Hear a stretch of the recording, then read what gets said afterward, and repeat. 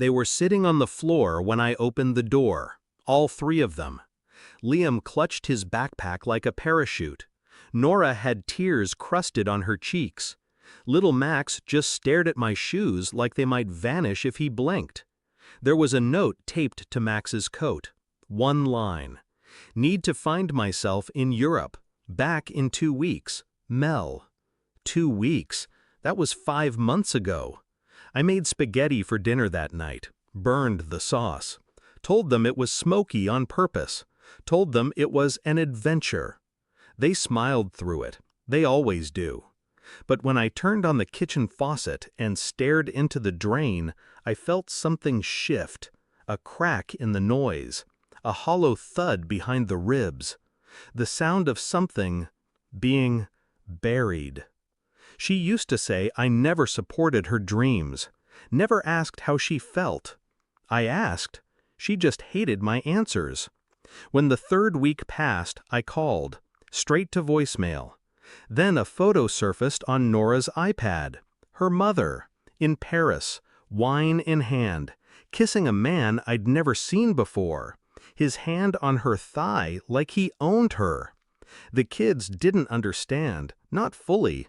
They just kept asking when Mommy would finish her vacation. I told them soon, but something in my gut began scratching. She wasn't on vacation. She was erasing us and writing herself into someone else's life, with someone else's money. That's when I checked the joint account. Empty. I moved through the days with surgical focus. Work, school drop-offs, diapers, bedtime stories I barely remembered reading, toys on the floor, bills stacked on the counter. But behind it all, a file began to grow.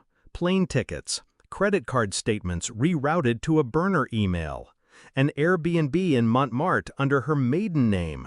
Then, the calls, from a Paris number, blocked, late, sometimes silence, sometimes laughter before the line cut. I recorded everything. One night, Max crawled into my bed and whispered, "Mom forgot my birthday." I held him until he slept, and that night, something in me hardened. The part that used to ache began calculating. The next morning, I called my lawyer, then a private investigator, then someone else, a specialist. She left her children, her home, her name. So I made sure she wouldn't come back to any of it. The PI found them within 4 days. Penthouse, Paris, paid in crypto through a Swiss account she opened 3 months before she left. She'd planned it. The note was just the final nail. The boyfriend? A hedge fund heir. Young, reckless, disposable.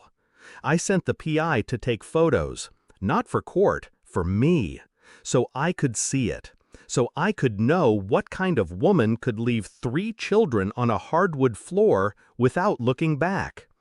Then came the lawyer's call. Her new boyfriend was just indicted in France. Financial fraud. Massive case. He's being deported. I didn't speak. She'll be named, possibly an accomplice, and, he paused, she wants to return. She's asked about shared custody. I hung up without a word. The next morning, I delivered a package to her lawyer. Inside were full custody papers, and the photos, all of them, labeled, time-stamped. She called me herself this time. I let it ring 6 times, then answered.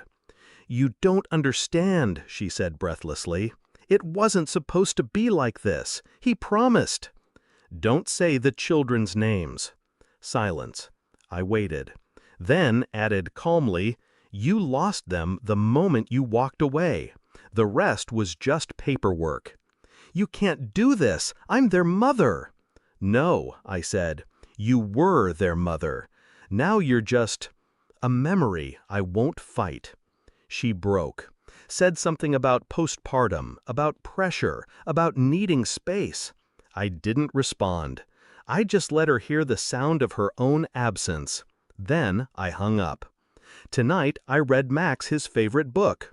Nora brushed her own teeth without asking. Liam asked if I could come to his school play. I said I wouldn't miss it.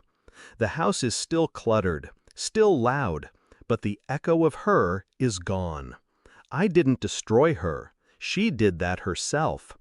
All I did was build a world where she's no longer needed.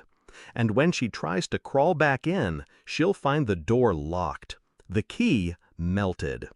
Some people leave to find themselves. Others never existed to begin with.